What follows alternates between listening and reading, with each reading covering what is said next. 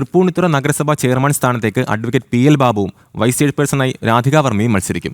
BJP ചരിത്ര വിജയം നേടി ഭരണം പിടിച്ചെടുത്ത നഗരസഭയിൽ LDFും UDFും ചെയർമാൻ വൈസ് ചെയർപേഴ്സൺ സ്ഥാനങ്ങളിൽ മത്സരിക്കുന്നുണ്ട്. തൃപ്പൂണിത്തുറ നഗരസഭയിൽ ഏറ്റവും വലിയ ഒറ്റകക്ഷിയായ BJP തന്നെ ഭരിക്കും. BJP മധ്യമേഖലാ സെക്രട്ടറിയും വലിയതറ വാർഡിൽ നിന്നും വിജയിച്ച അഡ്വക്കേറ്റ് PL ബാബു ചെയർമാനാകും. തൃപ്പൂണിത്തുറയിലെ മുഴുവനും ജനങ്ങളുടെ ഞങ്ങളിൽ അർപ്പിച്ചിരിക്കുന്ന വിശ്വാസത്തിൻ്റെ അടിസ്ഥാനത്തിൽ ഏറ്റവും സംശുദ്ധവും അഴിമതി രഹിതവുമായിട്ടുള്ള ഒരു ഭരണത്തിനായിരിക്കും ഭാരതീയ ജനതാ പാർട്ടി മുൻതൂക്കം കൊടുക്കുക.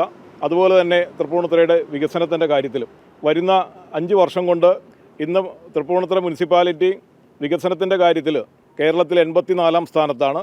അത് തീർച്ചയായിട്ടും മുൻനിരയിലേക്ക് തൃപ്പൂണിത്തുറ മുനിസിപ്പാലിറ്റിയെ എത്തിക്കും. അതിൽ ഭാരതീയ ജനതാ പാർട്ടി പ്രതിജ്ഞാബദ്ധമാണ്. മുതിർന്ന അംഗം കൂടിയായ രാധിക വർമ്മയാണ് വൈസ് ചെയർപേഴ്സൺ സ്ഥാനത്തേക്ക് എത്തുക. വികസനം തന്നെയാണ് നമ്മുടെ ലക്ഷ്യം. തീർച്ചയായും തൃപ്പൂണിത്തുറയുടെ വികസനത്തിന് വേണ്ടി എല്ലാ മൂലയിലും മുക്കിലും ഞങ്ങൾ അന്വേഷിച്ച് അറിഞ്ഞ് അതിന് വേണ്ടതായ നടപടികൾ സ്വീകരിക്കും. തൃപ്പൂണിത്തുറയുടെ വികസനം തന്നെയാണ് ഞങ്ങളുടെ ലക്ഷ്യം.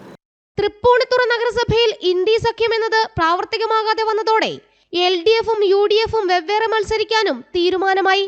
BJPയെ ഭരണത്തിലെത്തിക്കാതിരിക്കാനുള്ള നീക്കങ്ങളും നടന്നു. 21 സീറ്റുകൾ BJP നയിക്കുന്ന NDAയ്ക്കുണ്ട്. LDFന് 20ഉം UDFന് 12ഉം വീതമാണ് സീറ്റ് നില. ഇടതുകോട്ടകളെ തകർത്തെറിഞ്ഞാണ് തൃപ്പൂണിത്തുറ നഗരസഭ ഭരണത്തലപ്പത്തേക്ക് BJP എത്തുന്നത്. ജനം, കൊച്ചി.